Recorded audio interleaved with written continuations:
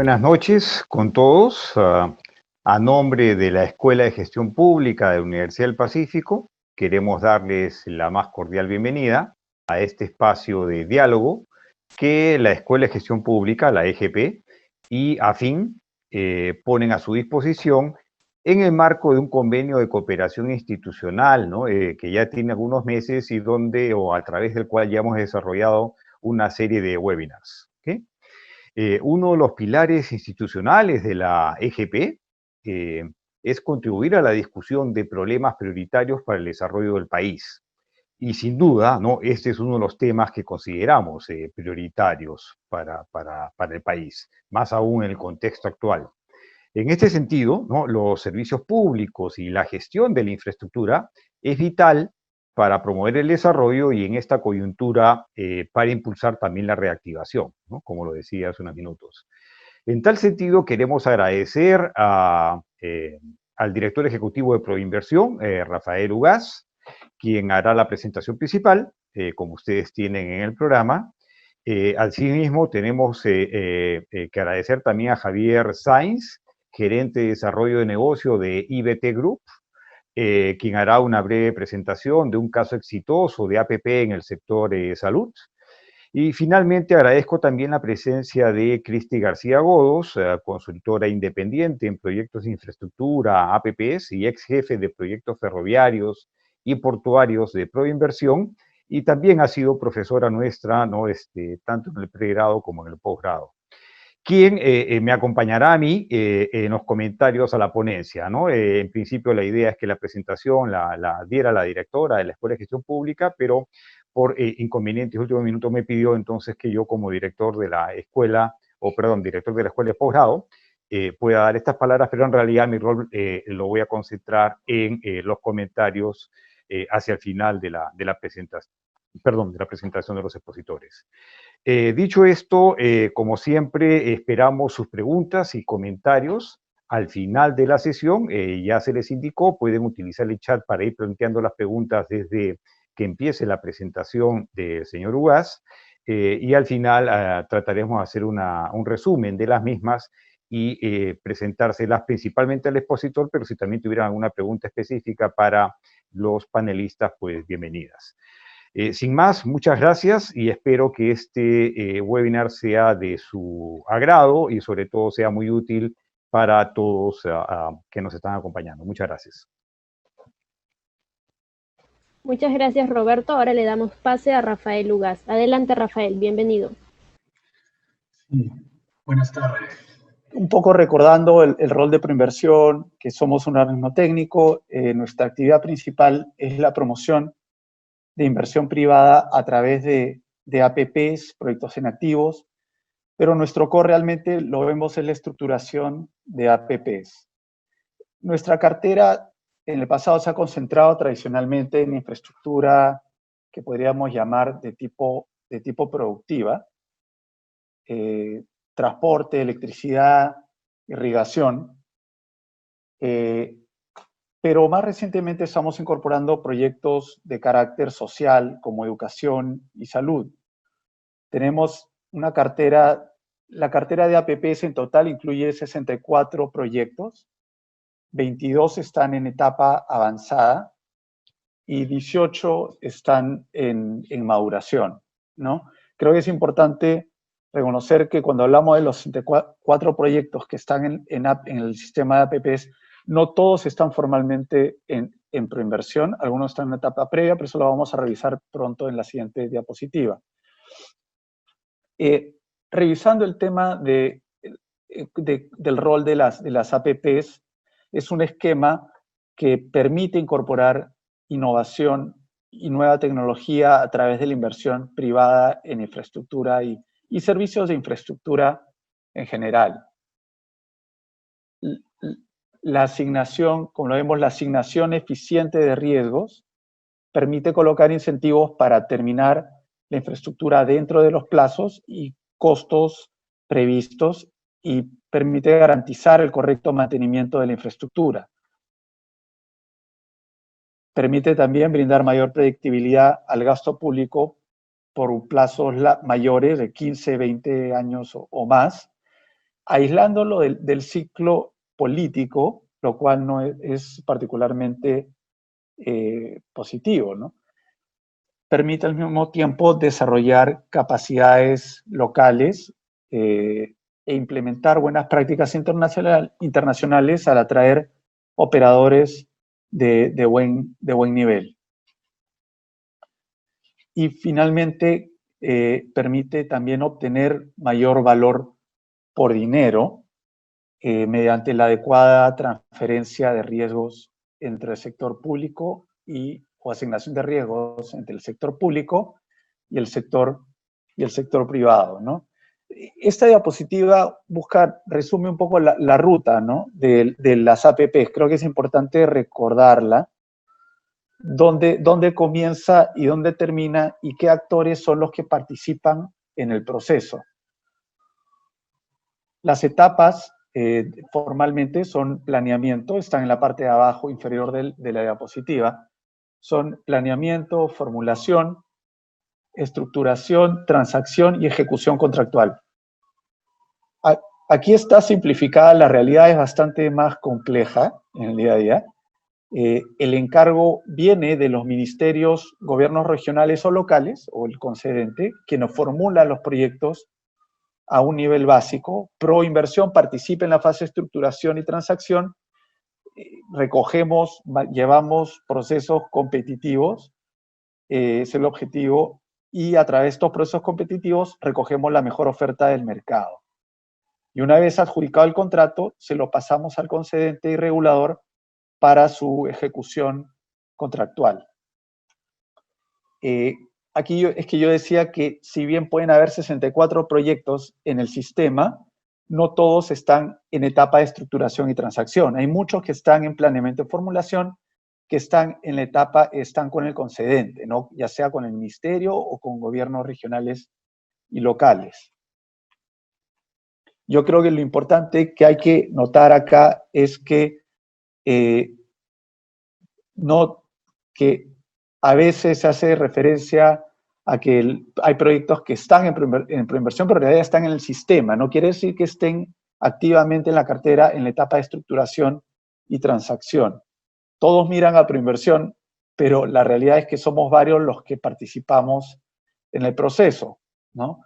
Hay todo un sistema y marco legal de APPs, incluso en la etapa de estructuración y transacción. Como ven aquí, si bien nosotros lideramos el proceso, interviene el concedente, el regulador, el MEF, la Contraloría, y obviamente hay una interacción con el mercado. Cada actor tiene que cumplir su función para que no haya retrasos. Y es cierto que en los últimos años se han colocado más pesos y contrapesos al accionar de proinversión. Yo diría que hoy hay un sistema de APPs mucho más regulado que el que existía antes, ¿no? Y por la cantidad de actores que participan en el proceso, es importante que todos estemos alineados, porque es muy costoso para el proceso y, bueno, para los usuarios finales de la infraestructura. Es muy costoso tener marchas y contramarchas dentro del proceso. Esta diapositiva da cuenta es una manera de ver la importancia de los proyectos de APPs en el cierre de brechas, tal como está descrito en el Plan Nacional de Infraestructura.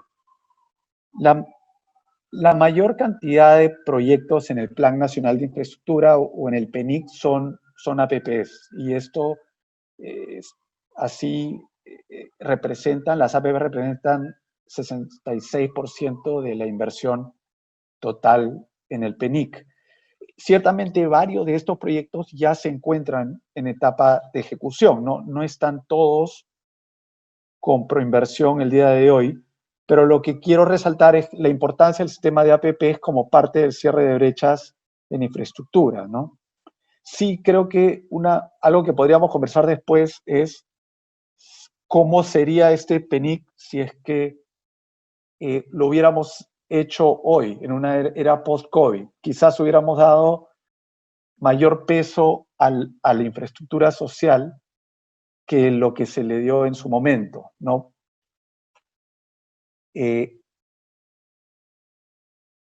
Esta diapositiva es un pantallazo de los proyectos, digamos, es una mirada macro de los proyectos que tenemos en cartera de Proinversión en general. No quiero detenerme mucho en esta diapositiva, pero es para mostrar la cartera que tenemos. Son 22 proyectos que consideramos maduros, suman 5.900 millones de dólares, 14 de estos nos hemos fijado como meta adjudicar de acá a mediados del próximo año. Estos son proyectos que suman cerca de 2.800 millones de dólares, y hay 8 proyectos de iniciativas privadas por cerca de 3.000 millones de dólares, donde el hito principal es la declaratoria de interés. Es un portafolio bastante diverso. Hay proyectos del MTC, del MINEM, de Produce, de vivienda, pero también hay proyectos del sector salud y educación. Y obviamente también hay proyectos de saneamiento, de agua y saneamiento.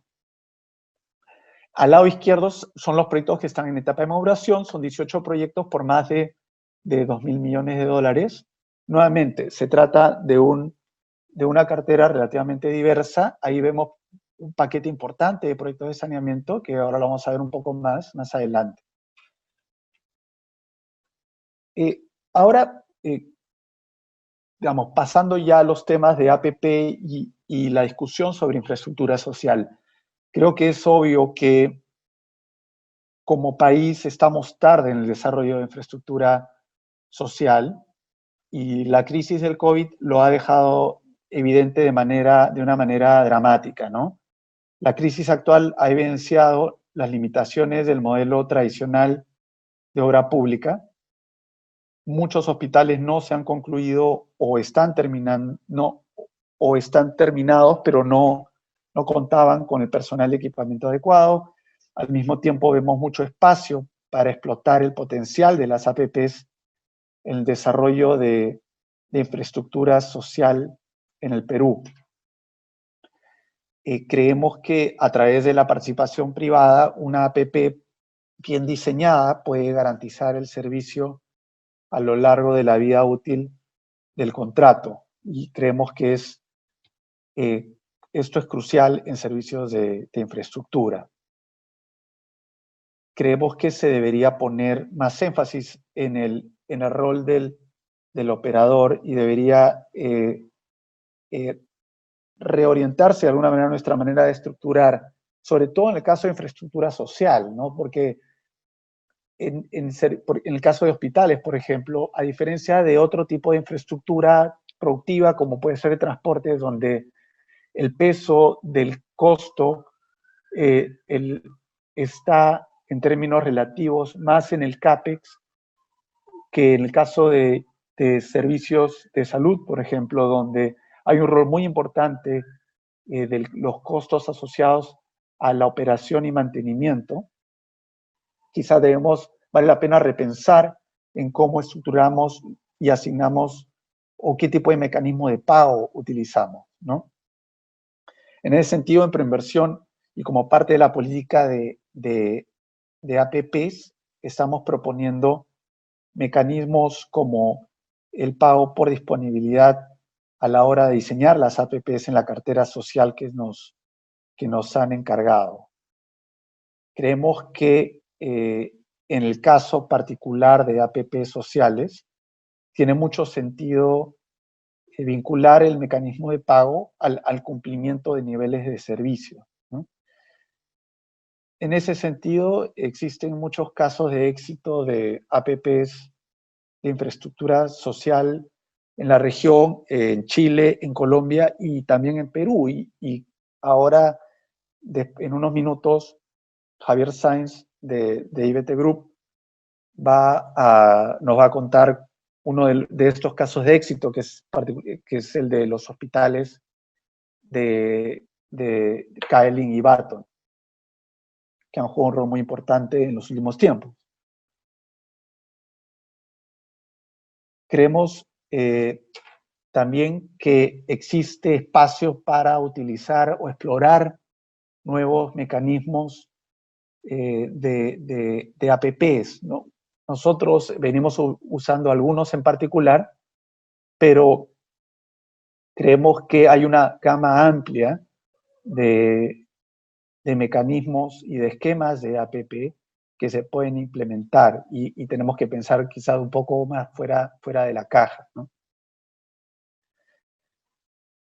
Esta diapositiva muestra algunos de los es un ejemplo de los tipos de APPs o las variedades que pueden haber, la gama de mecanismos de APP que se pueden utilizar en infraestructura social. Este es un ejemplo del caso de salud. La idea es ver cómo de izquierda a derecha vemos un mayor nivel de servicios o funciones que se le encargan al concesionario. En un nivel más básico, el inversionista privado diseña y construye la infraestructura hospitalaria y opera y mantiene las instalaciones según las condiciones de la autoridad, del encargo de la autoridad pública, ¿no? Y esto incluye la construcción, equipamiento, mantenimiento y servicios no clínicos. En un siguiente nivel se le puede incluir también el equipo médico, y en un tercer nivel se puede incluir también servicios clínicos, y en un nivel más avanzado o complejo se le puede encargar la provisión integral de los servicios, ¿no? Ese es el nivel, en este caso el nivel 4, donde el concesionario privado construye y gestiona un hospital y también se encarga de los centros de atención primaria adscritos para determinada área, ¿no? Creo que la idea es ver que hay distintos esquemas que se pueden utilizar, depende de cuál es el nivel de servicio que queremos encargarle al concesionario.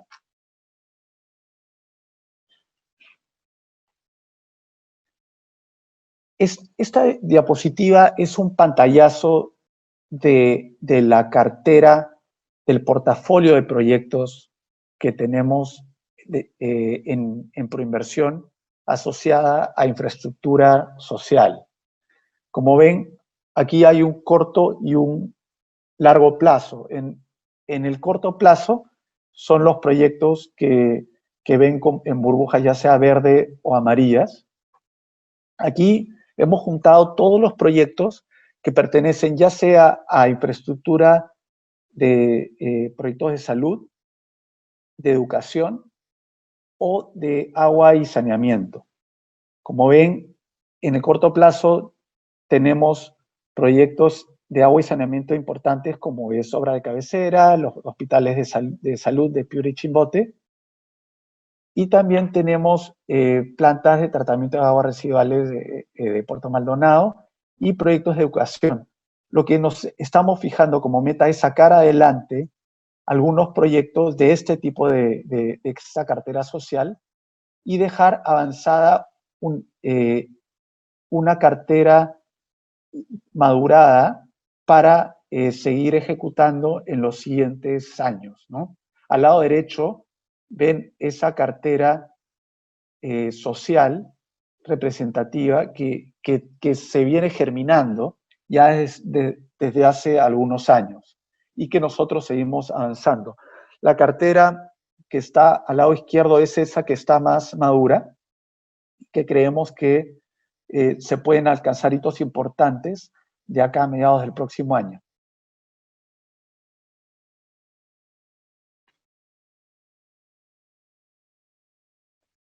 En el caso de la cartera del sector educación, la idea es, vemos que tenemos 47 colegios en 6 paquetes por poco más de $600 millones aproximadamente.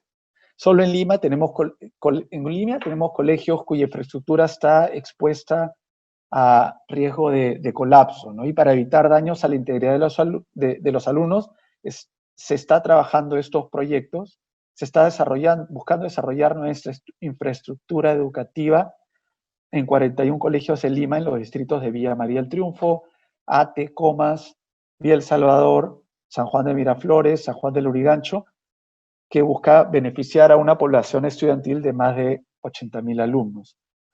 Al mismo tiempo, se tiene contemplado desarrollar los colegios de alto rendimiento en Cusco, Pasco y Huancavelica, con una inversión cercana a los 200 millones de soles. Este es el paquete conocido como COAR Centro.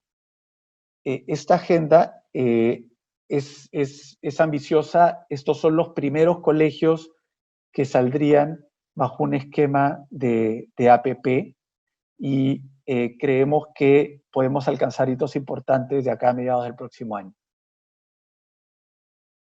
Esta diapositiva es representativa, resume las características del proyecto COAR Centro. Como decía, junta los proyectos COAR, los colegios de alto rendimiento en Pasco, Huancavelica y Cusco. Se trata de un contrato a 20 años con un monto de inversión de 61 millones de dólares. Estamos apuntando a declarar de interés a fines de este año, ¿no? En la cartera de educación, en la cartera en salud, tenemos tenemos varios proyectos, algunos más avanzados que otros. Los más avanzados son los hospitales de salud de Piura y Chimbote, por un monto cercano a los 250 millones de dólares, solo estos dos hospitales. En total hay una cartera que supera los 1.000 millones de dólares, casi 1.300 millones de dólares, que incluye la gestión integral de residuos sólidos, y el Hospital Militar Central y el Hospital Hipólito Unanue. Hay otros 3 proyectos de operación y mantenimiento de hospitales e institutos en Lima. Nuestro objetivo es avanzar con los hospitales de salud y Chimbote y adjudicarlos hacia mediados del próximo año. Creemos que hay mucho potencial y mucho por hacer usando esquemas de APP para desarrollar la infraestructura del sector salud. Como mencionaba, el caso, esta diapositiva resume algo de la información sobre los hospitales de Piura y Chimbote. Como le decía, son 250 millones de dólares. Estamos apuntando a convocar el proyecto hacia inicios del próximo año. Esta es una iniciativa estatal cofinanciada y el contrato sería a 20 años.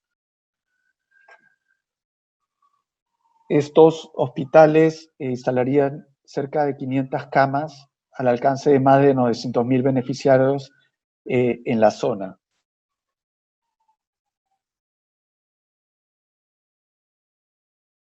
Con respecto a la cartera de agua y saneamiento, en el sector tenemos una cartera de 9 proyectos por poco más de 2.000 millones de dólares, cerca de 2.000 millones de dólares. Esta cartera incluye el proyecto Obras de Cabecera, que asegurará el abastecimiento de agua potable en los distritos de Ate, Santa Anita, La Molina, Pachacamac, con una inversión aproximada de 600 millones de dólares. Ese proyecto va a mejorar la calidad de vida de más de 1.500 millones, de 1,5 millones de habitantes a lo largo de la vida del proyecto, ¿no? Asimismo, contamos con un paquete de cerca de 8 plantas de tratamiento de aguas residuales a nivel nacional, con una inversión aproximada de 1.100 millones de dólares, ¿no? Estos son proyectos que permitirán tratar adecuadamente los desagües y evitarán la contaminación de ríos, lagos, salvaguardando la salud pública y, bueno, los ecosistemas de las zonas. De esa manera se espera beneficiar a más de 4 millones de habitantes en distintas provincias del país. Como ven, acá la idea es estamos apuntando a adjudicar proyectos obras de cabecera antes de acá a mediados del próximo año, y dejar avanzada un paquete de plantas de tratamiento de aguas residuales en otras regiones del país. Para esto estamos trabajando con el Ministerio de Vivienda para desarrollar o contratar un PMO que apoye al sector durante la etapa de formulación y lo acompañe en la etapa de estructuración y eventualmente en la de ejecución del proyecto. Esta diapositiva resume la información de la planta de tratamiento de aguas residuales de Puerto Maldonado. Esta es una planta relativamente pequeña, el monto de inversión es de $57 millones, a un plazo. La idea es estructurarlo de manera que sea un contrato a 22 años, pero obviamente el impacto en la zona es grande, ¿no? La fecha estimada de adjudicación es hacia segundo trimestre del 2021.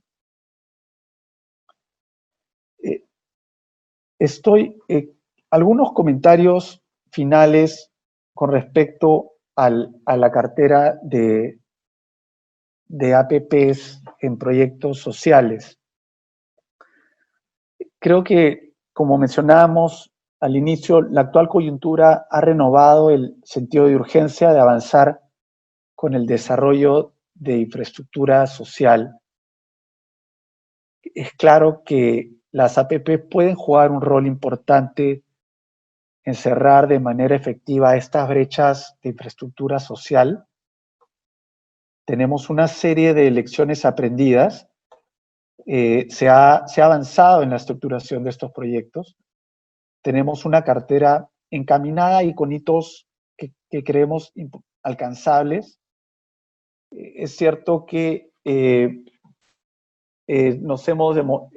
ha tomado tiempo germinar esta cartera, más de lo que yo creo se preveía en un inicio. Probablemente hay espacios de mejora en el sistema, pero estamos ya cerca de adjudicar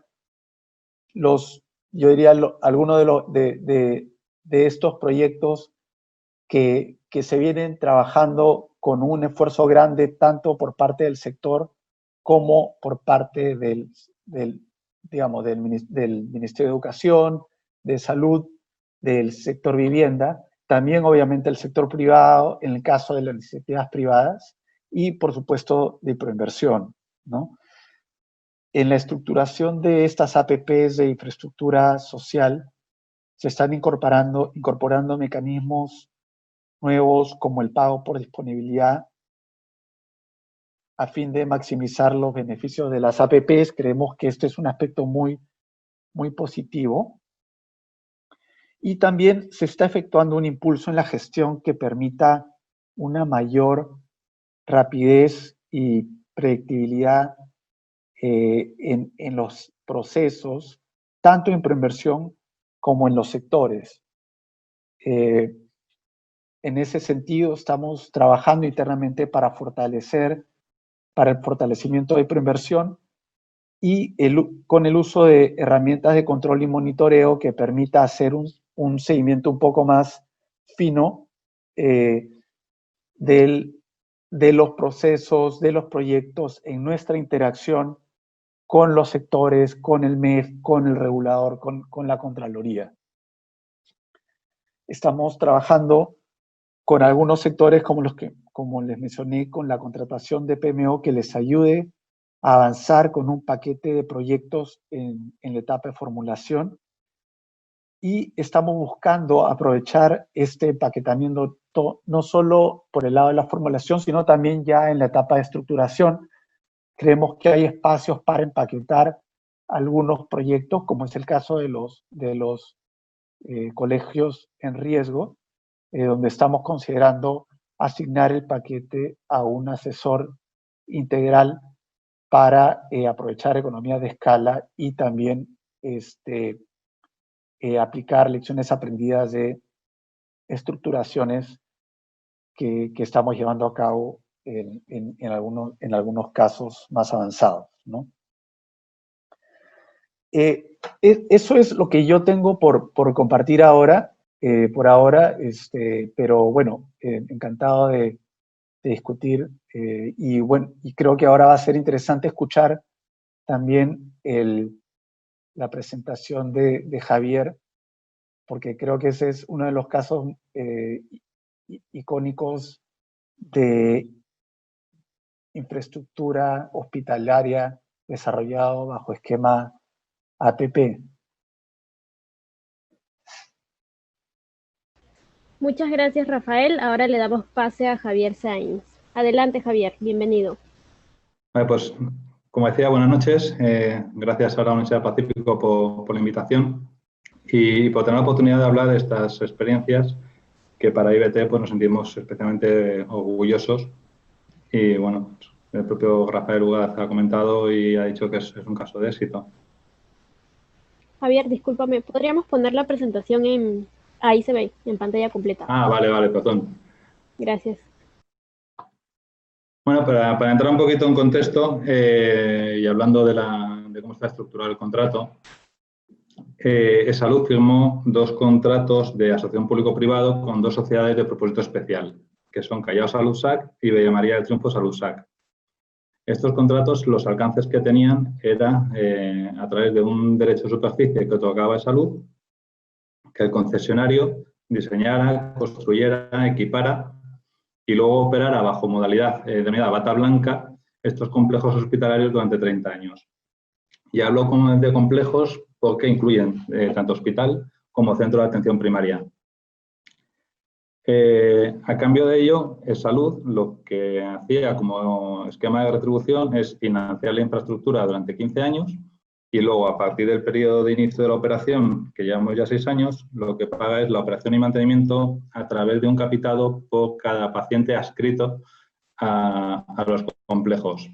Los adscritos son asegurados de salud, con nombre y apellidos, que hay 250.000 en cada uno de los complejos. Este esquema, ¿qué es lo que hace? Que el hospital o el complejo nunca deja de tener carácter público, en el sentido de que la financiación, como he dicho, es pública, la propiedad, no solamente del terreno, sino de todos los activos que se construyen y el equipamiento son también públicos, y la financiación y la supervisión son públicas. Lo único que es privado es la prestación a través de un operador, pero por ello no deja de perder en ningún momento el carácter de hospital público. Y luego, pues bueno, como comentario, estas 2 APPs han sido catalogadas por el IFC entre las 10 mejores APPs en mercados emergentes de América Latina. Unos pocos tips más para dimensionar estos proyectos. Tienen más de 500 camas hospitalarias instaladas. Hay más de 4.000 colaboradores, tanto directos como indirectos, trabajando en estos proyectos. Y a nivel de área construida estamos hablando de 25.000 metros cuadrados por complejo. Como decía antes, es un pago capitado anual y es importante este concepto porque yo creo que es uno de los factores de éxito de estas APPs. Al final, los intereses están alineados entre Salud y el concesionario. Nosotros no ganamos más por prescribir más. Nuestro objetivo y donde tenemos mayor rentabilidad es que la población esté sana, que en el fondo es el objeto social de la propia salud, que sus adscritos estén sanos. Y en el caso de que tengan que hacer uso de las infraestructuras hospitalarias, pues que reciban un servicio de calidad. Entonces, no tenemos ningún tipo de pago por actividad, todo lo contrario. Y las premisas pues, son la calidad y la seguridad en la atención. Estos son algunos de los datos de actividad. También simplemente para dimensionar un poco la operación de los hospitales, están extraídos de la memoria de actividad que se informan y son públicas del año 2019. Y como veréis, pues bueno, en muchos de ellos no hay grandes diferencias entre el Barton, que está en Callao, y el CAELIN, que está en Villa María del Triunfo. Y hay otros, como puede destacar, las pruebas de laboratorio, donde hay muchísima mayor demanda en Callao, o el número de partos, que es sensiblemente superior en Villa María. Esos son simplemente pues, factores sociodemográficos y carácter epidemiológico de cada una de las zonas.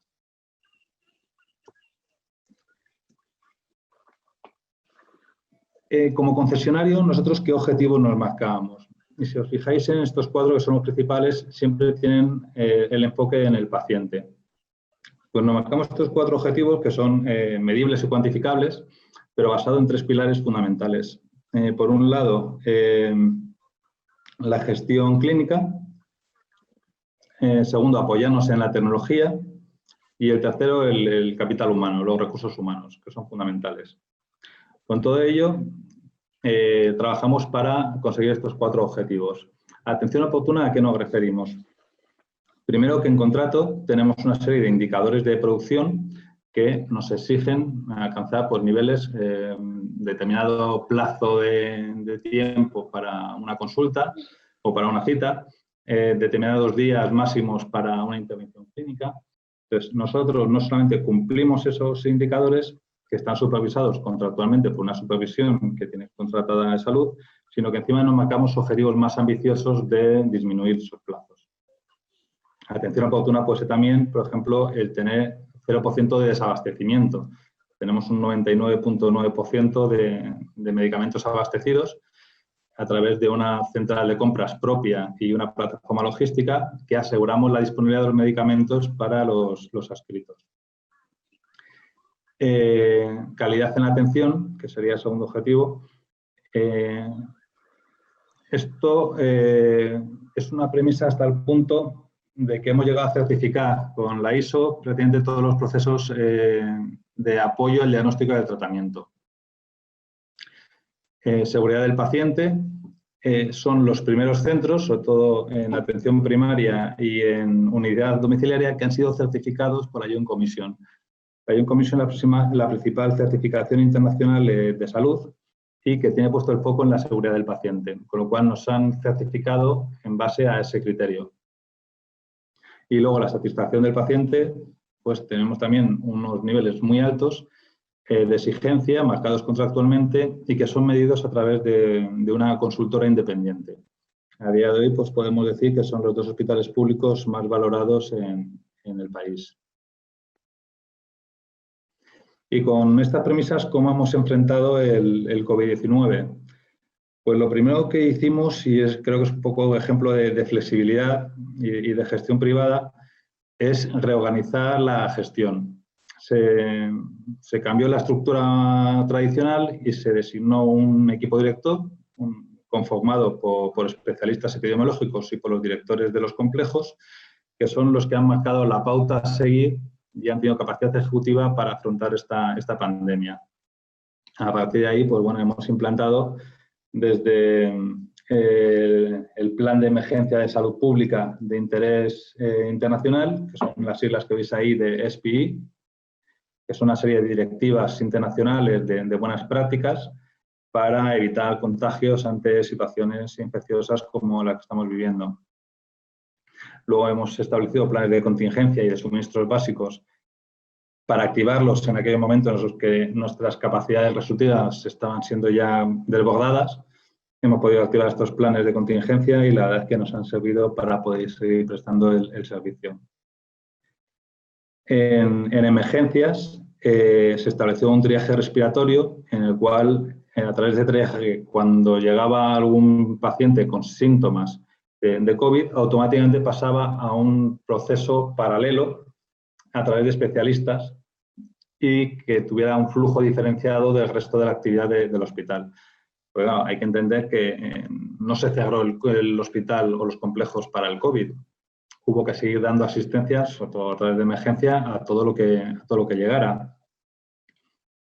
Luego, teleasistencia. Esto ha sido una cosa de la que estamos muy orgullosos y de la que ha sido posible gracias a uno de los pilares que os decía anteriormente, que es la tecnología. Al final, la teleasistencia no es solamente un programa como Zoom o el Teams y estar en contacto con el paciente. A través de la historia clínica electrónica, nuestros profesionales, incluso en remoto, si tenían que estar en cuarentena, han podido estar en contacto con sus pacientes y reprogramar citas que hubieran sido presenciales, hacerlas en remoto. Esto nos ha permitido tener una continuidad asistencial que no ha postergado la actividad ordinaria de los hospitales, que al final acabaría provocando un colapso el día de mañana, cuando se reactivaran todas esas citas que se han ido posponiendo. Y luego un call center reforzado, ya de por sí tenemos un call center bastante potente, conformado con compañeros con discapacidades, y lo hemos reforzado en este periodo, pues como también ha habido que restringir las visitas a los hospitales, pues era la única manera de poder mantener informado a los familiares de los pacientes. Se ha intentado en todo momento tener el trato más humano posible, incluso se implementó un sistema de vídeos en los cuales nuestros compañeros pues, enseñaban a los pacientes ingresados de sus familiares. Y esto ya por acabar son unas breves cifras de cuál es el estado de situación, el resumen de solo la actividad de los complejos en cuanto a COVID-19. Hay algunas cifras que son diarias y otras que son el acumulado desde marzo hasta el 25 de agosto, que es cuando hemos cerrado este slide. Básicamente son 10.500 intervenciones en pacientes con incidencia COVID, de los cuales pues, hemos podido recuperar y enviar a su domicilio pues, 8.100 prácticamente y 2.100 decesos. Las cifras no son ni buenas ni malas, ahora mismo son solamente cifras. Habrá que esperar al final de toda esta pandemia, sincerarlas y poder contrastarlas con el resto de actividades de hospitales públicos. Esto, bueno, pues es un poco de ejercicio de transparencia, es el reporte que nosotros mandamos diariamente a las autoridades sanitarias y, bueno, queríamos mostrarlo también para que veáis la incidencia que puede haber tenido en nuestros hospitales. Me pidieron que fuera breve, espero haberlo conseguido. Muy bien, muchas gracias, Javier. Ahora le vamos a dar pase a Cristi García Godós. Adelante, Cristi. Muchas gracias. Listo. Buenas noches con todos. Antes que nada, agradecer a la Universidad del Pacífico, a FIN, por la invitación para poder comentar tan importantes presentaciones. Sobre todo, felicitar, creo yo, a Rafael por la gran iniciativa que está tomando en agilizar los procesos de promoción de la inversión privada en proyectos que lamentablemente han venido rezagados por tanto tiempo, ¿no?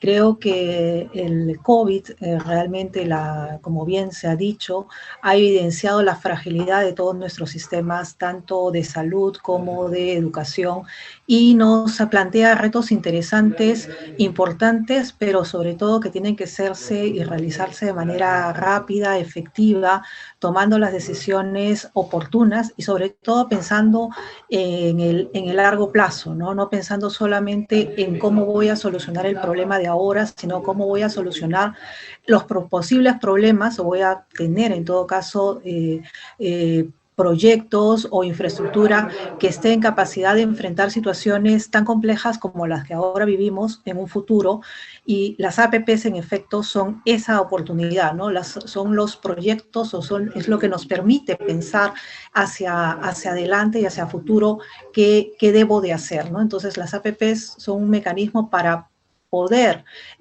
volcar en la realidad aquellos planes que como Estado deberíamos tener, ¿no? En la coyuntura en la que la recaudación ha disminuido, los recursos del Estado están ampliamente comprometidos con todo lo que son el apoyo a la población, con las subvenciones, etcétera. Las APP se constituyen efectivamente un mecanismo para reactivar la economía del país, ¿no? Porque en la medida que se puedan ejecutar obras, que nuevamente haya empleo, que se genere empleo en el Perú, entonces van a haber ingresos y van a poder reactivarse realmente la economía, y creo que esa es la oportunidad que las APPs nos dan. Pero son proyectos que, si bien es cierto, están ahorita muchos en cartera, son proyectos que llevan varios años, y entonces nos toca pensar y cuestionarnos, creo yo, el porqué de esas demoras, ¿no? todos reconocemos definitivamente que las APPs han sido un ejemplo, han sido una muy buena herramienta de crecimiento y de desarrollo en el país, ¿no? Perú tiene más de 20 años, si no 25 años, realizando proyectos de APPs. Se han llevado adelante procesos muy exitosos que lamentablemente en los últimos años se han venido desprestigiando por conductas inadecuadas, deshonestas de parte de algunos funcionarios públicos, ¿no? Que no son la mayoría, sino que son la minoría, pero lamentablemente esa minoría es la que ha ensombrecido el proceso de APPs en el Perú en general. Proinversión ha sacado adelante muchos proyectos muy exitosos, muy buenos. Los ejemplos son, por ejemplo, los puertos, el Terminal Norte, el Terminal Sur, el mismo puerto de Salaberry, el teleférico de Cuela, la línea 1, la operación de la línea 1 del Metro de Lima, los ferrocarriles sur, suroriente, norte y del centro, y las carreteras que son varias, entre cofinanciadas y autosostenibles, ¿no? Además de todos los proyectos en activos que también se han desarrollado. Son experiencias exitosas que no debemos dejar de mirar y de aprender de ellas. Obviamente el sistema se ha ido adecuando en el tiempo, han ido mejorándose los procesos, han ido mejorándose las normas y todo el proceso obviamente ha ido perfeccionándose. Las cosas pueden ser mejor, totalmente de acuerdo, pueden ser mejor, sobre todo en aquellos proyectos de infraestructura social que ahora el país reclama tanto, ¿no? En aras justamente de mejorar esa reforma es que se establecieron y se dieron todos los cambios normativos que hemos venido experimentando desde el año 2008, ¿no? La 1012, 1224, 1250, la 1251, la 1362 que ahora tenemos y el reglamento. Todos estos procesos han ido modificando, han ido aclarando, han ido perfeccionando los roles y las actividades que debe de realizar cada una de las entidades que participan en el ahora sistema de promoción de la inversión privada, ¿no? Mi punto de vista y mi opinión muy particular es que lamentablemente con todo este proceso de adecuación, que obviamente nos estamos adecuando a la OCDE y demás, lamentablemente Proinversión ha ido enfrentando una merma en sus facultades y en sus posibilidades de toma de decisiones que ha hecho que los procesos sean más lentos y probablemente no sean tan eficientes sus procesos como todos hubiésemos querido, ¿no? Entonces, acá hay un tema importante que resaltar. Necesitamos un Proinversión y creo que en esa línea está la dirección actual de Proinversión, un Proinversión fuerte, bien estructurado, con buenas capacidades, bien asesorado, que permita tomar decisiones rápidas y efectivas a la luz de la situación actual, ¿no? Y pensando no solamente en lo que viene ahorita, en lo que tenemos aquí en el corto plazo, sino pensando, como siempre digo, en el largo plazo, porque el Perú no es el Perú de hoy y de mañana, el Perú es de acá a 20 años y el Perú que va a tener mi hijo y van a tener mis nietos, ¿no? Entonces tengo que pensar en eso. Los múltiples cambios normativos que han habido, definitivamente han generado bastante incertidumbre en los procesos en general, incertidumbre en las autoridades, en los funcionarios que tenían que tomar decisiones, y lamentablemente esas incertidumbres han generado retrasos. Esos retrasos han costado, y nos han costado a todos, nos han costado a nosotros como usuarios que no tenemos la infraestructura adecuada ahora, le está costando a los estudiantes de esos COARES, de esos colegios, necesarios en Huancavelica, en Lima, etcétera, cuyos proyectos han estado en cartera desde 2015, si no me equivoco, a los pacientes de Piura y Chimbote, que no tienen los hospitales que deberían haber tenido. ¿Por qué? Básicamente, considero yo que en muchos casos ha sido una falta de voluntad política en la decisión de asumir un proyecto de APP. Porque un proyecto de APP demanda definitivamente un liderazgo, y el liderazgo tiene que venir de las más altas autoridades. En la medida que la alta autoridad esté comprometida y crea en el sistema, entonces en esa medida el proyecto va a salir. Y a manera de anécdota, yo puedo comentarles que cuando trabajaba en Proinversión, el funcionario o el director estaba totalmente encantado con el deseo de desarrollar un sistema de APP, manejar, sacar un proyecto, un hospital con APPs, etcétera. Lamentablemente, el ministro de turno, en su momento, no le parecía el sistema y retrasó todo el proyecto. Si uno tiene un ministro en contra de un proyecto, definitivamente el funcionario, ni de Proinversión, ni el funcionario o el director de ese ministerio, va a poder hacerlo cambiar de opinión, y lo único que queda es esperar a tratar de convencer al ministro o esperar a que cambien al ministro para ver si se tiene un poquito más de suerte y se puede sacar adelante un proyecto con APP. Este tipo de situaciones no son nuevas. Creo que la mayoría de gente que en algún momento ha trabajado en el sector, ha trabajado en Proinversión o que ha dirigido, ha tratado de presentar una APP, lo ha vivido y lamentablemente eso pasa. Entonces, para mí lo más importante, un elemento básico y fundamental es que para que una APP tenga éxito, se requiere el total compromiso de las autoridades del sector, el total compromiso y el apoyo de quienes tienen que tomar las decisiones. El ejemplo, por ejemplo, del desarrollo, se hace mucho énfasis ahorita al tema de los Panamericanos, que fue un proyecto exitoso. Efectivamente, fue un proyecto exitoso, porque se tenía el compromiso y la voluntad y la confianza de las altas autoridades para que el proyecto salga adelante. Si no hubiese tenido eso, muy probablemente el proyecto no hubiese tenido el éxito que tuvo. Entonces hay que tener eso bien en cuenta. ¿Qué más? Si la autoridad está comprometida, entonces el proceso va a fluir y vamos a lograr sacar adelante los proyectos, y lo más importante, vamos a ahorrar importantes costos para el Estado, que todo cuesta. Un mes de retraso es un mes de costos sociales, es un mes que la población no tiene el servicio. Estamos hablando de meses, sino de años. 5 años que no hay colegios, 5 años que no hay hospitales, etcétera. Todo eso es un costo social. Entonces, cuando yo evalúo un proyecto, cuando tomamos en consideración los proyectos, no solamente tengo que buscar el proyecto perfecto, como digo yo, sino también que tengo que buscar qué va a pasar o cuál va a ser el costo de no hacer o no tomar la decisión ahora. Eso es algo que sí deben de tomarse en consideración, que todos los funcionarios deben tomar en consideración al momento de tomar sus decisiones. Un elemento importante que se critica y que está así rápidamente chequeando algunos de los comentarios en el chat, que se critica mucho, es las demoras en los proyectos, ¿no? Se dice que los proyectos se demoran o que las demoras en los proyectos se atribuyen en muchos casos a que el contrato que revisó en su momento el sector, que revisó el MEF y que revisó Proinversión es malo, que porque el contrato es malo, entonces hay retrasos. Y creo yo que no necesariamente eso es cierto. No existe contrato perfecto, ¿no? La teoría nos dice que no existe un contrato perfecto. Todo es perfectible y en un contrato no se pueden prever todas las diferentes situaciones que pueden darse en el día a día. Entonces el contrato tiene que ser suficientemente amplio, dejar ciertas libertades para que las partes puedan solucionar de manera amigable, dentro de la ley, obviamente, las diferencias que pudiesen tener, ¿no?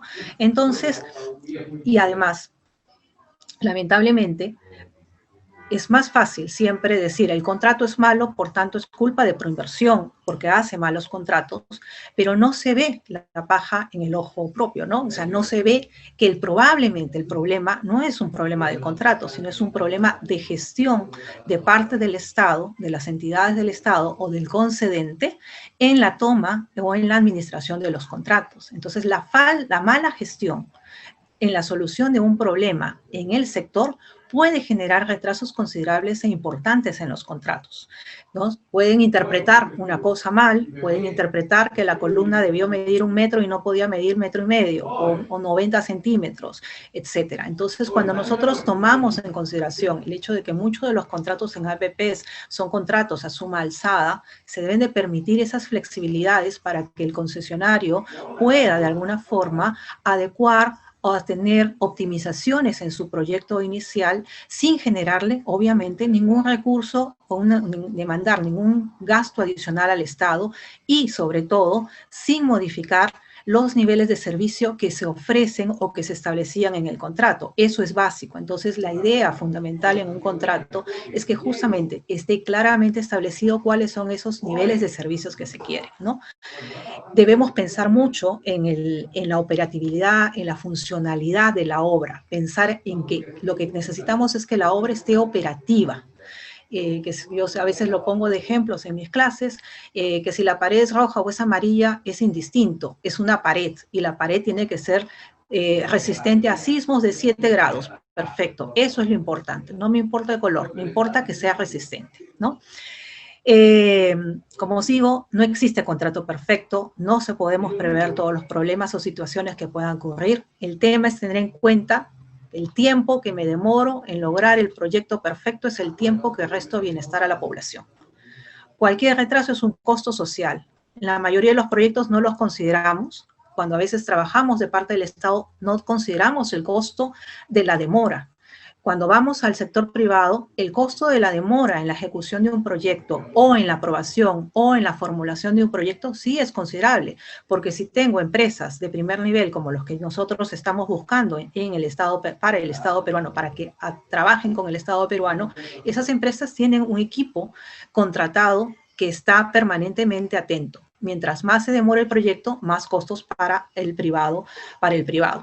Y eso es desde el punto de vista de costos. Y desde el punto de vista de proyecto, propiamente dicho, todos los estudios, mientras más retraso haya, significa que los estudios necesitan actualizarse. Y significa que vamos a entrar a un círculo de cada 2 años, cada 3 años, actualiza el nivel de demanda, el estudio de demanda, actualiza el estudio de tal, estudio de, etcétera, etcétera, etcétera. Y todo eso va sumando y va sumando para el privado, en el caso de las iniciativas privadas, o para el propio Estado, en caso de las iniciativas públicas, ¿no? Entonces, ese tipo de cosas hay que tomar en consideración. El tiempo les cuesta. Un tema importantísimo que yo, desde mi experiencia, considero que se tiene que trabajar muy cercanamente es el tema de la coordinación entre las entidades. Como bien dijo Rafael, en un proceso de APPs, de acuerdo a las normas actuales, existen una serie de entidades que tienen que participar, que tienen que tomar decisiones en el marco de sus propias atribuciones y de sus propias competencias. Si es así, entonces tiene que haber un diálogo constante entre las diferentes entidades a efectos de mantener una coherencia o evitar la asimetría de información entre ellas, de manera que se genere una confianza entre ellas y se pueda solucionar de manera rápida cualquier controversia o cualquier diferencia que pueda haber sobre un contrato o sobre una interpretación, ¿no? Obviamente, siempre respetando las competencias de cada uno, ¿no? Mal haría, por ejemplo, Proinversión en definir cuál es la tarifa de un proyecto. Puede establecer una tarifa o cuál es el método de, muy bien, lo va a proponer y finalmente quien opina sobre la tarifa y el esquema tarifario y demás y la opinión relevante es de OCITRAN o del regulador. Entonces hay que respetar las competencias de cada entidad. La coordinación es básica, es importante. En estos días hablamos mucho de la posibilidad de desarrollo de los convenios de gobierno a gobierno, como dije hace un momento. Es una excelente oportunidad para agilizar procesos y las tomas de decisiones. Pero repito, en la medida que no tengamos normas claras, estándares a exigir, esquemas claros, este mecanismo va a fracasar.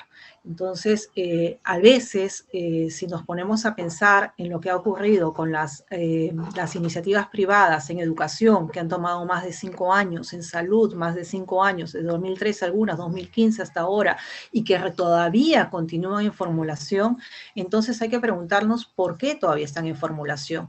En algunos casos era como consecuencia de que las normas que debían regular o los estándares o los criterios básicos para la creación ejecución de una infraestructura, para la construcción, la ejecución de un proyecto, no existían. Y se han demorado 5 años en finalmente sacar esos criterios para poder sacar adelante. En algunos casos y en otros casos todavía se sigue esperando tener los lineamientos claros para poder ver. Acá hay un tema importante, es que muchas veces el tema de la institucionalidad en las entidades del Estado es lo que afecta el desarrollo de las tomas de decisiones. Necesitamos cierta continuidad en los procesos y por eso probablemente sea más importante que se continúe o que los procesos de administraciones público-privadas mantener una cierta continuidad en el trabajo, pero sobre todo un empoderamiento desde las más altas entidades. Ahora, cuando hablamos de APPs sociales, ahora en el tiempo después del COVID, el COVID, como dije, nos ha evidenciado la necesidad de repensarnos, ¿no? De repensar cómo vamos a hacer esas APPs. ¿Cómo voy a hacer una APP en salud, por ejemplo, o en educación ahora? En educación he visto algunos proyectos, por ejemplo, de PRONIET, que tiene proyectos muy interesantes de desarrollo de infraestructura. Muy bien, pienso en la infraestructura propiamente dicho, pero no debo quedarme en la infraestructura, tengo que ir un poquito más allá, tengo que pensar en la infraestructura más la operación futura, porque ese colegio, donde sea donde esté, no va a prestar servicios solamente 5 años, va a prestar servicios durante los siguientes 15 años, que es más o menos el periodo de vida, ¿no?, de una infraestructura educativa. Y esos servicios tienen que ser buenos, o sea, no puede ser un colegio estrenado y que al mes no tenga agua o que las cosas estén mal. Entonces, hay que garantizar la operación y el mantenimiento porque es lo básico que necesitan nuestros estudiantes. Y además, ahora no solamente tengo que pensar en la infraestructura, tengo que pensar en aquellas facilidades que voy a tener que darle a mis estudiantes para que mañana, si vuelve a haber una pandemia, puedan estar conectados, ¿no? Entonces, hay una serie de cosas adicionales que poco a poco vamos a tener que ir incorporando en los procesos. Y en el caso de salud, es básico y el ejemplo que puso Javier de la telemedicina, del continuar con los servicios a sus pacientes a través de las llamadas, de las videoconsultas, etcétera, es algo que se tiene que implementar y seguir desarrollando e incorporando, porque es una forma también de facilitar los servicios de salud y calidad a nuestros usuarios. Saneamiento es básico, definitivamente. El tema fundamental acá, creo yo, es que los proyectos pueden tomar mucho tiempo en su formulación. Están tomando mucho tiempo en su formulación. Tenemos que acortar esos tiempos de formulación para pasar rápidamente a la siguiente fase de estructuración. La estructuración tiene que ir también de manera ágil para poder en un mediano plazo, corto plazo, en 2 años, 2 años máximo, tener el proyecto adjudicado iniciando la ejecución de las obras, ¿no? Sobre todo pensando, como yo siempre digo, pensando en largo plazo. Tengo que pensar acá de mediano y largo plazo. Las APPs no me van a solucionar el problema de aquí a mañana. Las APPs me van a solucionar el problema de aquí a los siguientes 20 años. Entonces tengo que pensar y ver con una mirada de largo plazo ese tipo de iniciativas, infraestructuras y demás. Entonces ahí se demanda definitivamente de proinversión de las diferentes entidades del Estado, una visión conjunta, ¿no? El Plan de Infraestructura Nacional es una excelente oportunidad, es un primer comienzo de ver el Perú hacia adelante, pero a ese plan, como el mismo plan lo reconoce, le falta la siguiente fase, la operación, el mantenimiento. Hay que incorporar todo ese tipo de actividades que son necesarias, porque de nada me sirve una carretera linda ahora si en 10 años no va a estar operativa, ¿no? Entonces, esas son las cosas que creo yo que son relevantes, importantes, tomar en consideración a partir de ahora, de las nuevas iniciativas que se puedan estar dando y de los cambios, en todo caso, organizacionales que pueda tener Proinversión, y sobre todo a partir de las necesidades que ha evidenciado el COVID que nuestro país tiene, ¿no? Eso sería lo que yo tendría por ahora para compartir. Quedo atenta a cualquier comentario posterior. Muchas gracias. Muchas gracias, Cristi. Ahora le damos pase a Roberto Urrunaga. Adelante, Roberto, bienvenido.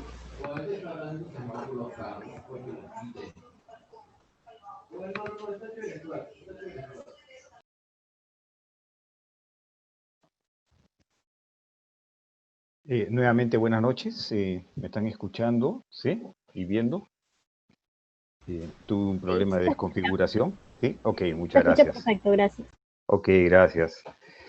Bueno, Cristi ha sido muy amplio sus comentarios y ha tocado varios de los temas que yo pensaba mencionar. Creo que suscribo la gran mayoría, si no la totalidad de las cosas que he mencionado.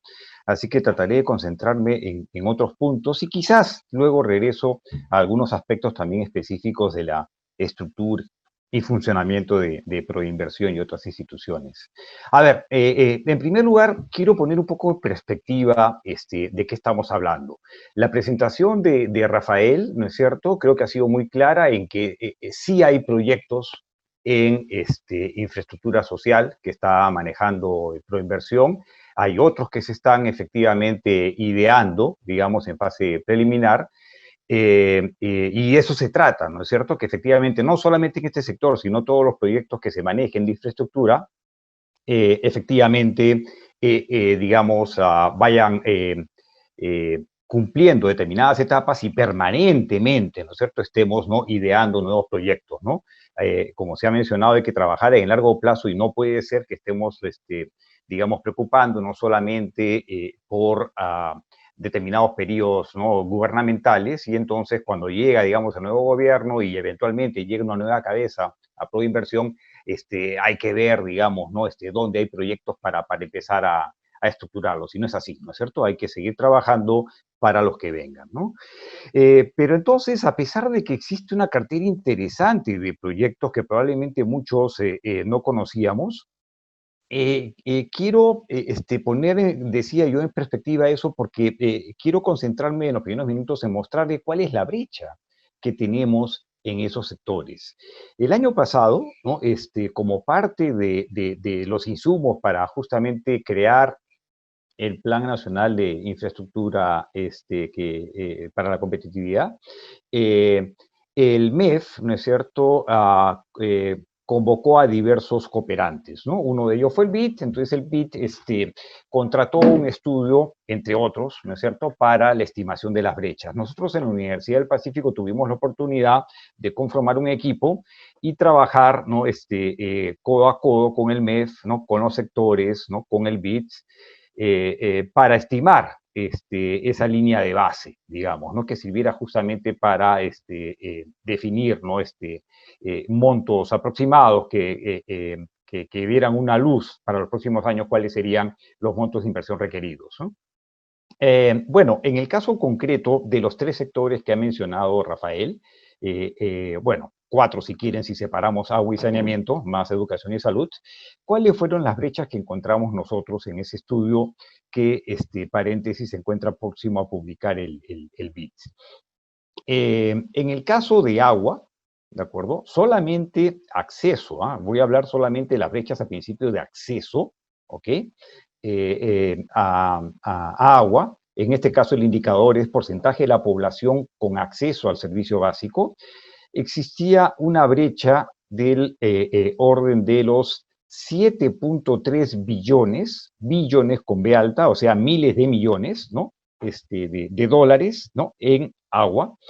21.7 billones, es decir, 1.000 millones, ¿no?, en saneamiento, ¿ok?, o sea, porcentaje de población con acceso al servicio básico. 17.8 billones en el caso de salud, que además coincidía, ¿no?, o era muy cercana a la cifra que había estimado el propio MINSA para esa época también, que ellos hablaban en el MINSA de 16.000 millones de dólares. Bueno, nuestro cálculo fue de 17.8. Y en el caso de educación podría llamar la atención, apenas era 1.8 billones o 1.800 millones.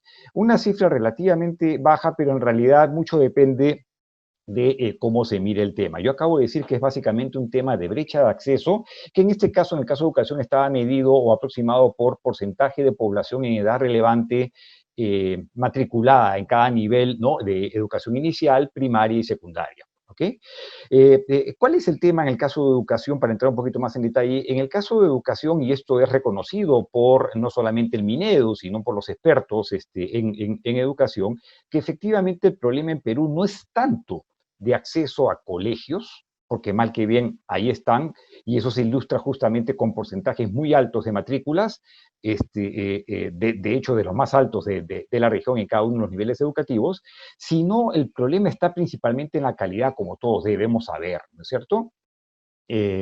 La calidad de la gran, bueno, no sé si la gran mayoría, pero de muchos colegios, ¿no? Tanto en Lima como, ni qué pensarlo, en provincias, tienen realmente muy serias, muy malas condiciones de infraestructura, principalmente en lo que el propio sector define como funcionalidad y sostenibilidad, ¿no? A partir de un estudio que realizó el Banco Mundial también. ¿Ok? Entonces el problema no estaba tanto en la brecha de acceso, sino más bien en lo que podría llamar brecha de calidad.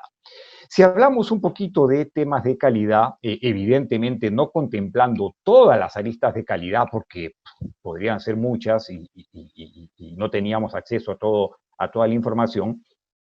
En el caso entonces de calidad educativa, el propio Minedu, a través de este estudio del Banco Mundial, estimó, ¿no?, que la brecha, o a partir de las cifras de ellos en realidad, porque hicimos algunos ajustes sobre las intervenciones que ya habían realizado el año 2019, la brecha es de aproximadamente 28.7 billones, ¿no? Entonces se ve que sí es una cifra importante, porque de lo que se trata en muchos casos es de tumbar colegios y volverlos a construir, sacarlos, ¿no?, de los terrenos donde están porque son inapropiados, ¿no?, están en zonas riesgosas, y en otros casos ampliarlos o mejorar sus instalaciones sanitarias, ¿no?, eléctricas y muchas cosas más, ¿no es cierto? Y si nosotros en el caso de saneamiento, agua y saneamiento, también incorporamos temas de calidad, que es acceso ya no solamente a agua potable, acceso ya no solamente a servicios de saneamiento, sino acceso a agua segura y a saneamiento seguro, con definiciones, digamos, estándares internacionales, pues entonces las brechas solamente por esos marginales, ¿no?, esos incrementales, estamos hablando de 17 billones en agua y 18, casi 19 billones en saneamiento adicionales. Entonces, estamos hablando de cifras realmente importantes y donde, de nuevo, es mejor tener proyectos en cartera que no tenerlos, pero todavía, ¿no es cierto?, estamos hablando de muy pocos proyectos para tratar de cerrar esa brecha, ¿no? Así que, sin duda, ¿no?, los sectores aquí tienen que trabajar más agresivamente y, evidentemente, solicitar a Proinversión su apoyo para trabajar más esto en términos APP. Evidentemente no todo va a ser APP, pero yo también confío mucho, ¿no?, en el esquema APPs, que en el caso de colegios, sobre todo por ser unidades, digamos, muy pequeñas, tienen que ser paquetes, como ya lo mencionaba Rafael, ¿cierto? No podemos empezar a pensar en estructurar colegios independientes porque así no terminamos nunca, ¿no? Tenemos que pensar en paquetes de colegios. Algo parecido podría ser en el caso de postas médicas, o incluso hospitales medianos, ¿ok? Y yo sería un poco más agresivo, ¿no? No lo mencionó, creo, Rafael, pero cuando yo en varias oportunidades tengo la oportunidad de conversar sobre este y otros temas similares, cuando yo hablo de empaquetamiento de proyectos, me refiero no solamente a proyectos del mismo tipo de infraestructura. Yo creo que tenemos que pegar el salto ya, ¿no es cierto?, y empezar a estructurar infraestructuras de diversos tipos, ¿no es cierto?, por las complementariedades que hay en las infraestructuras, ¿no? Hay muchos papers publicados aquí y en otras partes del mundo que demuestran que, evidentemente, la suma de los beneficios de proyectos de infraestructura independientes, ¿no es cierto?, es mucho menor, ¿no es cierto?, que los beneficios de poner en ejecución y poner en práctica proyectos de manera conjunta, ¿no? Entonces, educación más salud, más carretera, más telecom, ¿no es cierto?, más energía, etcétera, ¿no? Sobre todo si hablamos de intervenir en zonas alejadas, ¿no es cierto?, donde evidentemente por un tema de escala también justificaría hacer paquetes de proyectos de diferentes tipos de infraestructura. ¿Ok? Entonces, esa primera parte, digamos, quería mostrarla, ¿ok? Para que vean que en realidad hay mucho trabajo por hacer. Ahora bien, si bien el Plan Nacional de Infraestructura para la Competitividad en su primera versión, eso también debe quedar bien claro, no estamos hablando de un plan escrito en piedra, ¿no es cierto?, para 10 años y entonces en el año 9 nos ponemos a pensar, bueno, se va a vencer el plan, tenemos que hacer uno nuevo. Claramente esa nunca fue la intención del MEF ni de nadie.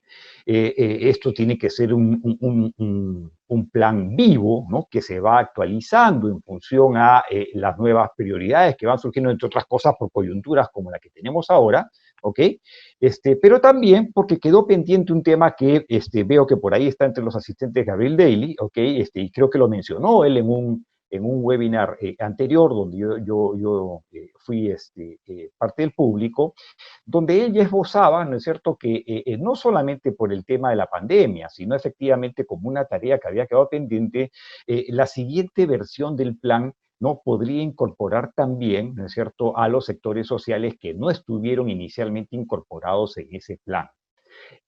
No porque no fueran relevantes, eso también quedó claro desde el principio, porque además sí se estimaron sus brechas, como se les acabo de mencionar, sino porque era más rápido, había más proyectos, ¿no es cierto?, por el lado de transporte, por el lado de energía, por el lado de telecom, incluso de saneamiento. Saneamiento sí está, ¿no es cierto?, en ese plan, pero no está en educación y salud. Y se dijo que de todas maneras, evidentemente, dada la relevancia de los temas, se iba a estar trabajando, ¿no?, en la estructuración de sus proyectos. Y de hecho, lo que nos ha mostrado hoy día Rafael es que sí se ha estado trabajando en eso, pero lo que hay que hacer ahora es formalizarlo y meterlo, ¿no es cierto?, en una siguiente versión de este Plan Nacional de Infraestructura, lo cual nos va a forzar, ¿no?, a nosotros primero como sectores, salud y educación, ¿no es cierto?, bueno, si no los tengo en la cabeza, tengo que empezar a trabajar efectivamente esos proyectos, ¿no es cierto?, para que la brecha no quede en números, sino que efectivamente tengamos cómo atacarla y solucionarla, ¿no es cierto? Estamos hablando de servicios básicos, indispensables, y que, como bien decía Cristi también en su comentario, con la pandemia, creo que los dos sectores que más claramente, ¿no?, han mostrado, ¿no?, el pobrísimo nivel, ¿no?, de infraestructura han sido justamente salud y educación, ¿no? Entonces quería también precisar eso. Y quizás, para que ya no me gane el tiempo, un tema que valdría la pena evaluar, ¿no? Yo no tengo, digamos, la respuesta, no necesariamente lo que voy a decir es mi planteamiento, pero lo que importa es cada cierto tiempo salir de la caja y mirar si algunas cosas no están funcionando y estamos en pleno proceso de reestructuración de proinversión. Ojo, no solamente es la propia institución, ¿no?, la que está haciendo esfuerzos por mejorar su eficiencia. Entonces, bienvenido, digamos, esa iniciativa, sino que debe ser también, como se mencionaba, en su relación con los demás agentes participantes, ¿no? Y una primera cosa que podría no ser aparentemente tan relevante, que podría incluso haber pasado desapercibida en la presentación de Rafael, en su primera lámina él hace una precisión, creo que es la segunda o tercera precisión, que Proinversión está adscrita al MEF. Y entonces aquí probablemente me voy a pelear con algunos amigos del MEF, a quienes estimo mucho, pero quizás ahí está parte del problema, ¿no es cierto?, de la falta de una, no sé si mayor autonomía, fortalecimiento, no sé, de Proinversión. Y yo pensaría en que de repente había que pensar en pasar Proinversión a la PCM, a la Presidencia del Consejo de Ministros, pero evidentemente eso está asociado también, ¿no?, a lo que debería ocurrir en cualquier, digamos, escenario normal, no solamente un escenario de crítico de pandemia como ahora, que tengamos efectivamente un primer ministro fuerte y convencido, ¿no?, de las APPs. Como mencionaba, creo que Cristi, ¿no es cierto?, en términos más generales, yo ahora me concentro justamente en la cabeza de los ministros, en el primer ministro. El primer ministro es el gran impulsor de esto y que tiene que estar exigiendo las cuentas a los demás ministros. A ver, muéstrame tu cartera, cómo va, etcétera. Y darle todo el peso, toda la fuerza efectivamente a Proinversión, ¿no? Hay varios países donde efectivamente instituciones como esta o las planificadoras del desarrollo dependen directamente, ¿no? O del presidente de la República o del primer ministro. Yo creo que por lo menos vale la pena discutir el asunto, ¿no es cierto?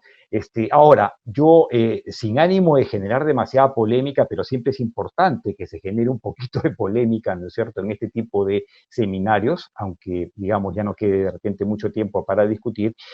Yo veo una reforma del Estado mucho más profunda que la que estoy diciendo ahorita, ¿no?, que es un tema muy puntual, ¿no? Pero yo veo una reforma mucho más profunda, donde el día de mañana, ¿no?, reestructuremos los ministerios y tengamos otros ministerios. Y yo hace tiempo estoy pensando, ¿por qué seguir con ministerios sectoriales cuando en realidad para mí la estructura óptima de los ministerios debería ser ministerios funcionales, o sea, dividirlos por funciones y no por sectores? Entonces, claramente sí debería haber un ministerio de la infraestructura y de repente podríamos llamarle Ministerio de Planificación e Infraestructura, ¿okay?, que son en realidad los gastos de capital, ¿no?, fundamentales. Podría haber otro ministerio, digamos, de gastos sociales, ¿no es cierto? ¿Ok? Juntando ahí, pues, los gastos corrientes que hay que hacer en una serie de ministerios sectoriales, etcétera. Y, en fin, ¿no? Obviamente sí mantener algunos como seguridad, obviamente Hacienda tiene que quedar, de repente economía ya no, porque economía, la parte de planificación podría pasar, ¿no?, al lado de infraestructura, en fin. Yo dije que no iba a hablar mucho de esto porque no quería generar mucho caos y me salgo un poco del tema principal de este webinar, pero en fin, a veces se me va la lengua, pero la idea es, tratemos de repensar la estructura en general del Estado. Yo sé que obviamente a Proinversión le toca lo suyo, ¿no es cierto? Pero lo suyo, insisto, no es solamente el interior de Proinversión, sino es su relación, dónde está escrito, cómo se relaciona con el MEF, cómo se relaciona con los concedentes, cómo se relaciona con Contraloría. ¿Ah? No se ha mencionado Contraloría y ahí hay otro tema, ¿no?, con efectivamente los reguladores y demás. Entonces, simplemente termino, creo que sí, redondeando una idea importante, creo que siempre he insistido yo y que la ha mencionado Cristi, que es, tenemos que estar convencidos. No solamente los ministros, todos tenemos que estar convencidos, ¿no es cierto?, que efectivamente la asociación pública-privada es una herramienta fundamental, no la única, pero una herramienta fundamental para el desarrollo de infraestructura productiva, pero también social, ¿ok? Porque entonces, si realmente nos la creemos, que vamos a ser socios los privados con los públicos, entonces vamos a poder sacar adelante el modelo. Mientras no entendamos que eso significa APP y mientras creamos que APP sigue siendo el público por un lado y el privado por otro lado y nos peleamos cada vez que se genera algún inconveniente, evidentemente así vamos a avanzar, ¿no?, a paso de tortuga. Muchas gracias. Muchas gracias, Roberto. Ahora le damos pase a Rafael para que pueda dar sus comentarios. Gracias. Espero que me escuchen bien. ¿Sí? Se escucha perfecto. Ya, gracias. Disculpen por lo anterior, tenía un problema con el otro micrófono. Gracias a Cristi y a Roberto. Hay harto por cubrir. Creo que no nos va a dar todo el tiempo, pero sí quisiera abordar algunos temas transversales a los comentarios de Cristi y de Roberto, ¿no? Yo primero uno que lo venimos discutiendo hace un tiempo ya con varios, es cierto, hay que mirar el corto, el mediano y el largo plazo. Estoy de acuerdo con Roberto, no es que nos vamos a enfocar en, ok, ¿qué es lo que podemos sacar rápido, no? Hay que sacar cosas rápido, o sea, hay que demostrar que podemos sacar los procesos porque hay un sentido de urgencia. Estoy completamente de acuerdo con Cristi. es difícil creer a veces que nos demoremos tanto cuando el costo de oportunidad es altísimo de no tener la infraestructura en servicio para atender las necesidades de la población, ¿no? Y eso hoy es particularmente fácil de dimensionar, ¿no? Cuando vemos la falta de capacidad instalada para atender en el sector salud. En saneamiento, los números que nos da Roberto son muy preocupantes, y prácticamente lo que estamos haciendo es casi como una gota en el océano, pero hay que hacerlo. Entonces, hay un sentido de urgencia para hacer las cosas. Tenemos que atender los problemas sacar los proyectos en el corto plazo, pero también hay que mirar pensar en el largo plazo, y tenemos que ir alimentando, germinando la cartera. En el caso de la infraestructura social, como hemos mostrado y he querido compartir con ustedes hoy, hay una cartera que se ha venido trabajando, que ha tomado más tiempo de lo que debe haber tomado, pero está ahí y está llegando, ¿no? Y eso es bueno. Tenemos que demostrar que podemos sacar proyectos, adjudicarlos, estructurarlos bien, con procesos bien manejados, y esperamos que esa cartera siga, y hay que seguir alimentando esa cartera de infraestructura social. Como dice Roberto, hay muchísimo por hacer.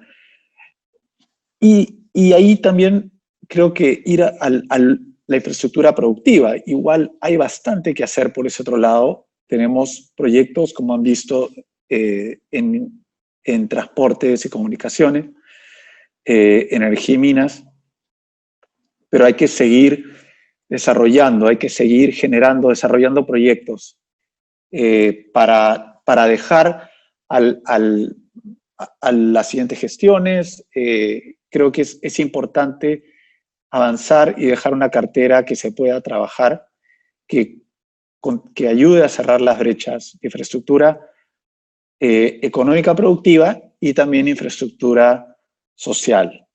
Yo creo que es sumamente importante. Y en esa mirada de corto, mediano y largo plazo,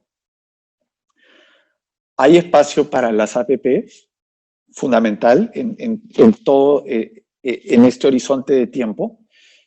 Hay espacio para otros mecanismos también, sobre todo si es que va a ser obra pública, que permite mejorar, como mencionaba. Se ha demostrado que el mecanismo tradicional de obra pública tiene serias deficiencias, y puede venir en parte por el marco legal, y hay maneras de atender eso.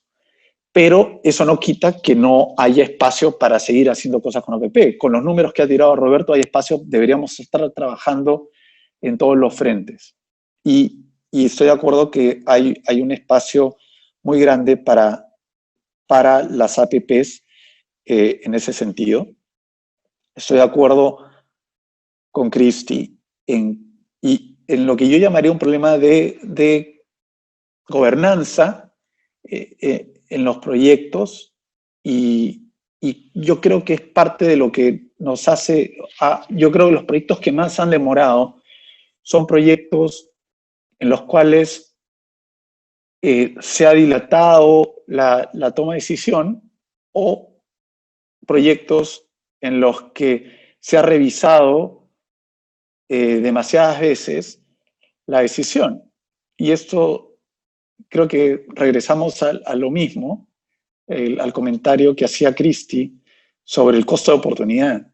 Creo que cuando tomamos una decisión, o cuando dilatamos una decisión, o cuando decidimos cambiar de enfoque o de alcance, tenemos que ser conscientes de cuál es el costo en términos de plazos y en términos de costos, y sobre todo en términos de cuándo va a estar en servicio la infraestructura para la población. Y por eso creo que es importante, y aquí ese punto también lo abordó Roberto, es la interacción que tenemos que tener todos los actores que somos partes del sistema. Nosotros, ¿cierto? Proinversión lidera la etapa de estructuración, pero el marco regulatorio que tenemos hoy exige que estemos absolutamente alineados con el concedente, con el MEF, con el regulador, con Contraloría. Todos tenemos que tener claros cuál es el rol y tenemos que tener una clara división de responsabilidades y cuáles son las competencias para no entramparnos y estar alineados para ir en el mismo sentido y estar remando en la misma dirección.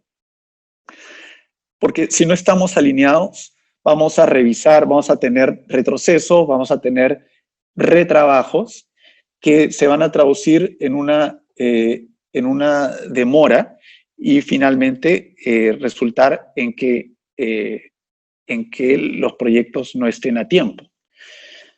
Entonces, es fundamental ese alineamiento entre las entidades y entre los actores que somos parte del sistema de APPs.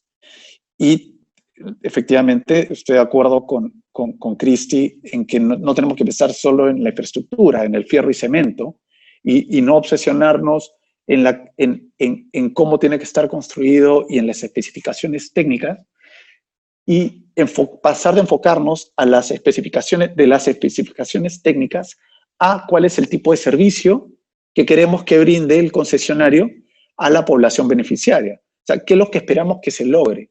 No cómo van a llegar, sino qué es lo que queremos que entregue, cuál es el servicio que debe entregar. Y ese es un cambio de switch fundamental para que las APPs fluyan. La verdad, yo creo que los números que ha planteado o que ha compartido Roberto son preocupantes, pero también muestran el espacio y la gran oportunidad que tenemos para atender con este tipo de mecanismos como son las APPs.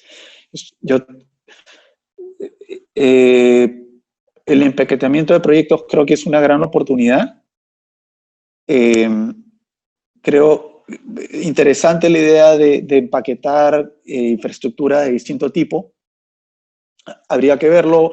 Yo lo he visto más en el sector privado, que o sea, digamos, proveedores de servicios de infraestructura privada a distintos clientes, como con multi-off-takers, y eso es algo que valdría la pena explorar.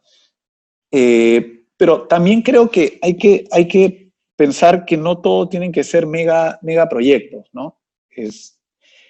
Creo que también hay un espacio para identificar oportunidades de usar el mecanismo de APP, que no todos tienen que ser iguales. Podemos usar distintos esquemas, todo tipo de contratos, algunos proyectos más chicos, proyectos que no necesariamente tienen que pasar por inversión, algunos proyectos que los puede liderar por el tamaño, se pueden trabajar en el sector mismo, que no tienen un alto nivel de complejidad.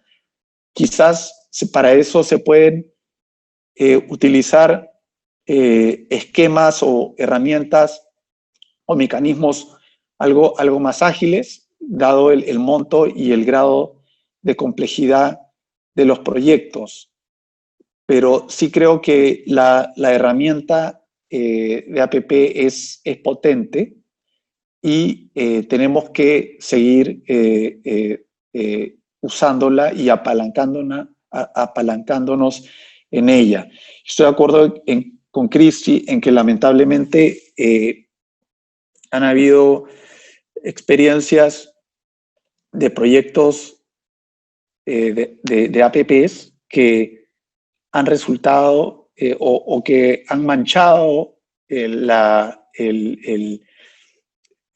esquema o el sector, pero no deberíamos dejar que eso, deberíamos separar la paja del trigo y reconocer que hay experiencias muy positivas y que todavía hay mucho que se puede hacer en desarrollar infraestructura social en particular, utilizando este mecanismo. Espero no haberme tomado mucho tiempo, pero eran algunos comentarios, reacciones iniciales. Igual hay bastante, la verdad es que hay mucho por discutir, ¿no? Y por conversar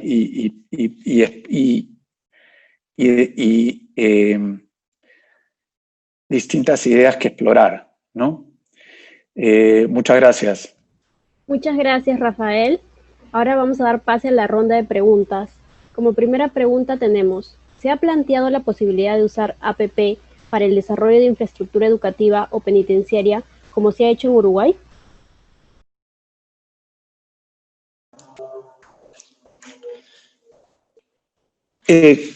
Estamos desarrollando proyectos de infraestructura educativa para, en base a APPs, ¿no? Hay iniciativas privadas, que son las que presenté hace unos minutos.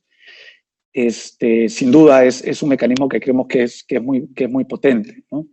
No tenemos en cartera en este momento infraestructura penitenciaria, pero en otros espacios se ha utilizado en la región. Hay experiencias positivas también en otras partes y creo que valdría la pena explorar, ¿no? De nuevo, es el tipo de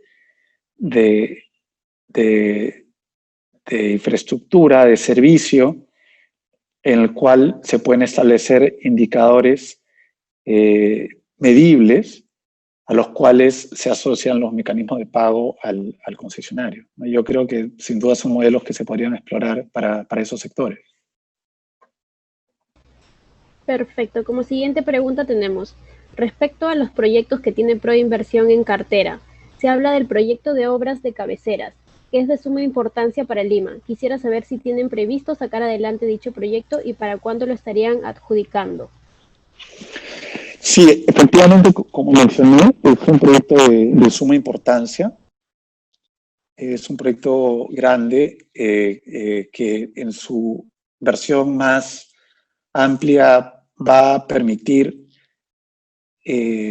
producir 5 metros cúbicos por segundo de agua potable para Lima, que va a atender las necesidades de 1,5 millones de limeños durante la vida del proyecto.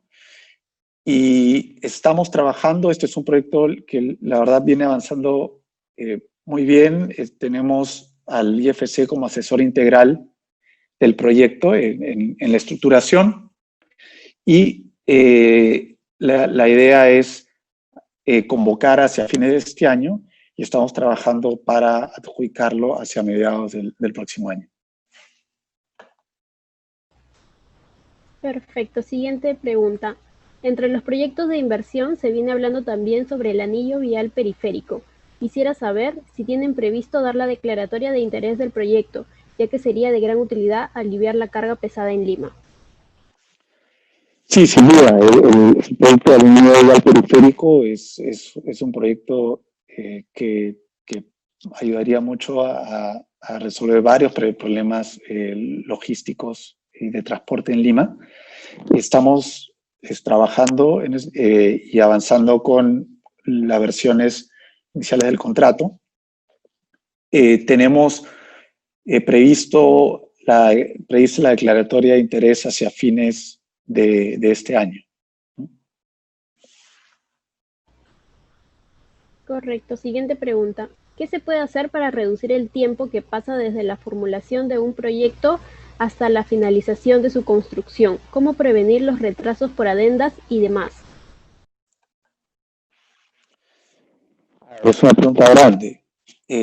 Yo regreso un poco al comentario inicial. Lo primero es tomar decisiones rápido y tener gobernanza en el proyecto, en el proceso, para que no se esté cambiando y tener que hacer retrabajos, ¿no? Cada vez que se cambia, se altera, se modifica las especificaciones o el alcance de un proyecto. Eso implica un retroceso importante en los cronogramas Y bueno, es un buen punto este de ver el éxito o el desempeño del sistema y del actuar de proinversión, no pensando solo en la adjudicación, que es una mirada común, ¿no? El éxito de proinversión debe estar medido no cuán rápido adjudica, sino desde el inicio del ciclo hasta el final. Y el final realmente es la puesta en servicio de la infraestructura, ¿no? No es ni siquiera el cierre financiero, ¿no? Es la construcción y puesta en servicio. Entonces, eso pasa por tener un proyecto bien estructurado, con los riesgos bien asignados y con los incentivos correctos para que también, como mencionaba en la presentación, con un contrato bien estructurado y con los riesgos bien asignados y con los incentivos correctos, terminar en plazo y en presupuesto con puesta en servicio lo antes posible, ¿no? Eso requiere que se estructure bien el proyecto. Perfecto. Siguiente pregunta. El Perú requiere sacar más proyectos en APP para impulsar la economía. ¿Por qué no utilizan la metodología Scrum para acelerar la estructuración? La verdad, no estoy seguro, no estoy familiarizado con esa metodología, pero encantado de revisarla. No sé si se refiere a alguna otra, pero creo que paso. Perfecto. ¿Proinversión plantea participar en proyectos bajo acuerdos gobierno a gobierno?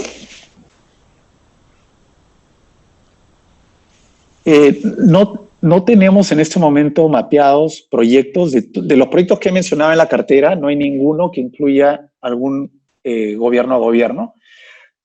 Sí estamos trabajando la incorporación de PMOs y aprovecho el espacio para diferenciar, porque a veces se confunde PMO con gobierno a gobierno, ¿no? PMO es un mecanismo o es un tipo de servicio para apoyar la gestión de proyectos que se ha hecho en el caso de los panamericanos. Fue una especie de PMO o Delivery Partner que se contrató a través de un gobierno a gobierno.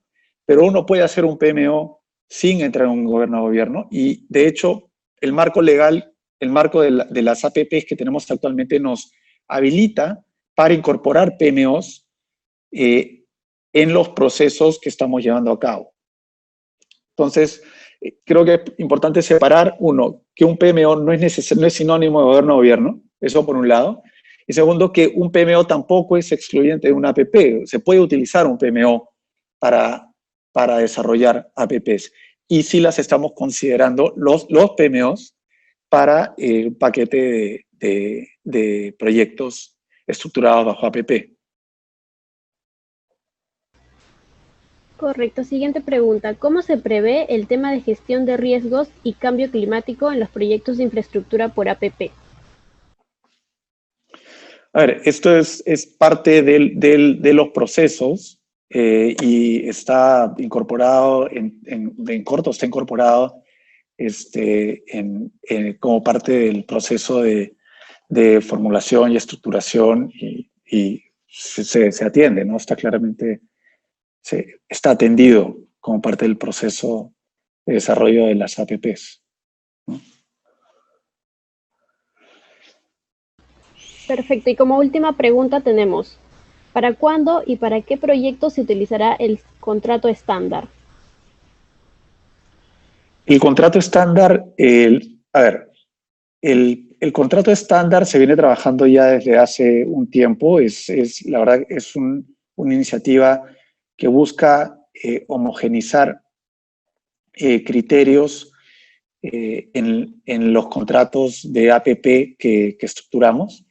Desde hace un tiempo se viene trabajando con Hogan Lovells, que es un estudio, una firma legal de primer nivel, que viene incorporando las mejores prácticas a nivel internacional Esto es un proceso en el cual hemos estado recogiendo comentarios de distintas entidades, obviamente del sector privado y también del sector público y de multilaterales.